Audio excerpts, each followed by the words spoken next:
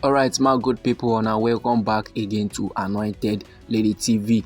Like this now, me don't come your screen with breaking news. Me don't come your domot with another legit intel on the things and things where they go on for inside we nation Nigeria. And now I bring you update concerning Nnamdi Kanu case. You know, say get one time where the governor of Anambra state to be H0Ť Soludo been come outside the yard.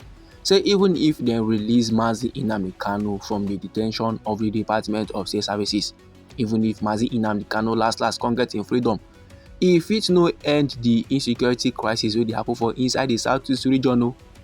Oga Soludo say the jaguda men now wey dey do jaguda business for inside the southeast region, they dey do am sake of say na jaguda people na dem be.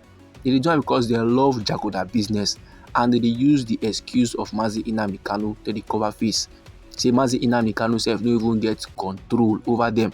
So last even if they come release Nnamdi Kanu, the insecurity go still plaster. The jaguda business go still continue. Now based on these comments now where the Anambra state governor make, the youth wing of the Apex Igbo Socio-Cultural Organization wey be RI0Ụ Youth Council Worldwide, they don dey lambast the governor. And the group constantly urge H0Ť wey be the son of our President Bola Ahmed Tinubu, to make him prevail on the #1 citizen towards fulfilling the promise allegedly made to Nnamdi Kanu's family. Now my good people, no go anywhere, make I yarn you legit. Make I tell you how everything dey sup. You know say inside last year wey be 2024, e get a time wey Oga Soludo wey be the governor of Anambra state come outside the yarn say even if they release Nnamdi Kanu, he no sure say the jaguda men go lis ten to Nnamdi Kanu because now they don dey pursue wealth, not liberation. They don become enemies of the people wey they claim to protect. Oga Soludo dey yarn say those jaguda people now wey dey kidnap people, what is the purpose of kidnapping your own brother or kidnapping your own sister? It no make sense. Then on the other hand, the brother of Nnamdi Kanu wey be Prince Emmanuel Kanu, get one time wey him too come outside the yarn say the Kanu family bin get agreement with President Bola Ahmed Tinubu for the release of the Biafra agitator wey be Nnamdi Kanu. Prince Emmanuel Kanu now dey yarn say during the time wey our President Bola Ahmed Tinubu dey run for presidency for inside the year 2023, he get the agreement wey he get with H0Ť wey be the son of our now President Bola Ahmed Tinubu. And that agreement now, our President Bola Ahmed Tinubu gone been dey aware of am. He even approved the agreement. Now for inside one statement wey they made available to Tori people on Thursday, and the person wey arrange this statement na one countryman wey dey go by the name Nnamdi, he na the national president of RI0Ụ Youth Council Worldwide. Say make our President Bola Ahmed Tinubu honor the agreement wey dem get with the family of Nnamdi Kanu, and make our President Bola Ahmed Tinubu no reason wetin Governor Soludo of Anambra State dey yarn o. In short, make him ignore Governor Soludo, make him pretend as if he no hear wetin that man dey talk. Say if they release Nnamdi Kanu, e go calm down the insecurity challenges wey the southeast region dey face. And according to H0Ť, he say the thing shock am well, the thing surprise am. Say an Igbo man, let alone a sitting governor, go throw spanners into the pressing demand for the release of Nnamdi Kanu. Governor Soludo wey be say for long now he don demonstrate lack of capacity to calm down insecurity for inside Anambra state, and the man dey easily find blame on anyone except himself. That is, when things dey go wrong, he no go blame himself for the wrong o. He go sharp put am for another person body. And this na why Governor H0Ť Soludo find it so convenient to put sansan inside the garri. This na why the thing easy for am to underestimate the role wey Nnamdi Kanu release go play towards stabilizing the southeast region. And no be lie, my good people, but however, no matter the matter, the RI0Ụ Youth President, they urge the President of the Federal Republic of Nigeria wey be Asiwaju Bola Ahmed Tinubu and this in government, make dem honor the agreement, make dem honor the deal wey dem get with the family of Nnamdi Kanu. Because last, the release of Nnamdi Kanu just be like antidote to the crisis wey dey happen for inside the Igbo land.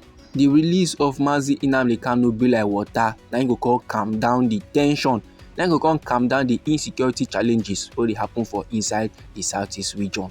And still according to the youth presido of the Ohanaeze Ndigbo, he say he know very well say our Presido Bola Ahmed Tinubu na man of honour. So he no suppose to allow the likes of Governor Soludo of Anambra State to mislead am. So like this na make him show Igbo people love, make him do them a great favour by ordering the unconditional release of Mazi Nnamdi Kanu. And if he do so, without a doubt, he will calm down the tension wey dey for inside the southeast region. This my good people na according to the youth presido of the Ohanaeze Ndigbo. And this man dey go by the name Mazi Oku Nnabwike. Now my good people, make I yarn you another legit about this matter. You know say based on say the call for Mazi Nnamdi Kanu release don dey intensify, e don dey add volume, e don dey gather more momentum. Now the thing just dey hot. Men wey sabi now don dey reason say last our Presido Bola Ahmed Tinubu go release Mazi Nnamdi Kanu. He go use am take gain the favour of the southeast region during the 2027 general elections. I know say I bin don give you report about the countryman wey dey go by the name Reno Omokri, as him come outside dey yarn say our Presido Bola Ahmed Tinubu get this special gift of making his enemies become his friends. So now men wey sabi the reason say last our Presido Bola Ahmed Tinubu, why he never talk anything on the matter na based on say he want make the call for Mazi Nnamdi Kanu release intensify the more. He want make the thing just dey hot dey go, so that last if he come order the release of Mazi Nnamdi Kanu, Igbo people they will come happy well for our Presido. He go come make them now to come be like say they will return the favour back to our Presido for inside the year 2027 during the presidential election. That time the situation will come be like a win-win something. They don't release Mazi Nnamdi Kanu, they can't still re-elect our Presido Bola Ahmed Tinubu as Presido of this our green country will be Nigeria. But all these levels, my good people, na just mere observations. The thing fit last happen, the thing fit no last happen. So you no go bank on the observation of somebody, because human being can change at any given time and at any given moment. If it be say our Presido Bola Ahmed Tinubu just dey play with the southeast region, he no get am for mind to release Mazi Nnamdi Kanu. If it be say the thing don touch am and he get plans to release Mazi Nnamdi Kanu, whatever be the case, anyhow the thing be, all of us will still find out. And based on say we be Anointed Lady TV, our hobby now to dey give on our legit intel, we go make sure say we pass the informate give the general public. But however, my good people, anyhow this particular update be you for body, feel free make you drop am inside our comment section. And if you dey like the way we take dey deliver the news, if you dey like our intel, feel free make you subscribe to this our channel, so that as we dey bring more news dey come, then you go first get the updates and you go even get am sharp. I dey come inside again with another legit informate for you, my good people. Try make you no go anywhere.